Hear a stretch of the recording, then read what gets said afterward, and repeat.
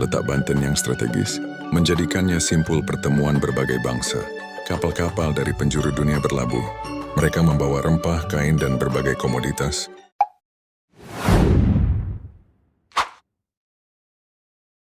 Di pesisir barat Nusantara, di tanah Banten, sejarah mencatat datangnya sebuah cahaya yang mengubah arah kehidupan. Islam hadir bukan dengan gemuruh kekuasaan, melainkan melalui keteladanan, kejujuran, dan kelembutan akhlak. Di tengah masyarakat pesisir yang terbuka pada perjumpaan budaya, ajaran tauhid menemukan jalannya. Ia menyentuh hati, menata budi, menumbuhkan harapan akan kehidupan yang lebih adil dan bermakna. Sosok yang sering dikenang dalam awal penyebaran Islam di tanah ini adalah Sultan Maulana Hasanuddin.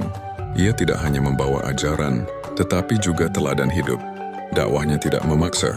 Ia mengajak dengan kebijaksanaan. Ia menanamkan iman melalui sikap yang jujur, perilaku yang santun, dan kepedulian kepada sesama. Dari pelabuhan hingga perkampungan, dari perjumpaan di pasar hingga majelis ilmu, Islam tumbuh perlahan namun pasti. Akar-akarnya menguat di hati masyarakat yang merindukan ketentraman batin. Seiring waktu, iman yang bersemi itu melahirkan tatanan hidup yang lebih luas. Masjid-masjid berdiri sebagai pusat ibadah sekaligus pusat pembelajaran. Di sana ayat-ayat suci dibacakan dengan khusyuk. Ilmu diwariskan dari guru kepada murid. Persaudaraan dipererat dalam doa dan kebersamaan. Kehidupan sosial diikat oleh nilai keadilan, amanah, dan saling menghormati. Islam tidak hanya hadir sebagai keyakinan pribadi, tetapi menjadi landasan etika bersama yang menuntun perilaku dan menguatkan solidaritas. Pada masa berikutnya, kepemimpinan yang tegas dan visioner mengokohkan Banten sebagai kesultanan yang berdaulat. Nama Sultan Ageng Tirtayasa dikenang sebagai pemimpin yang menjaga kehormatan negeri, sekaligus menegakkan nilai-nilai keislaman. Baginya, kekuasaan adalah amanah. Amanah yang harus dijalankan dengan keadilan dan tanggung jawab. Ia menata pemerintahan dengan ketegasan. Ia memperkuat pertahanan dengan kebijaksanaan. Ia memastikan bahwa kemakmuran tidak terlepas dari prinsip moral. Di bawah kepemimpinannya, Banten tidak hanya berkembang secara politik, tetapi juga matang secara spiritual. Letak Banten yang strategis menjadikannya simpul pertemuan berbagai bangsa. Kapal-kapal dari penjuru dunia berlabuh. Mereka membawa rempah, kain, dan berbagai komoditas. Mereka juga membawa gagasan, tradisi, dan pengetahuan. Dalam pertemuan itu, Islam tampil sebagai jembatan yang menautkan perbedaan. Nilai kejujuran dalam berdagang dijaga. Amanah dalam bertransaksi ditegakkan. Sikap saling percaya menjadi fondasi hubungan. Pelabuhan bukan sekadar ruang ekonomi, tetapi ruang etika. Perdagangan dan keimanan berjalan seiring, membentuk wajah masyarakat yang terbuka namun berprinsip. Namun perjalanan sejarah tidak selalu tenang. Ada masa ketika kedaulatan diuji. Ada masa ketika kepentingan luar berusaha menekan. Ada masa ketika keadilan terancam. Pada saat-saat itulah, iman menjadi sumber keteguhan.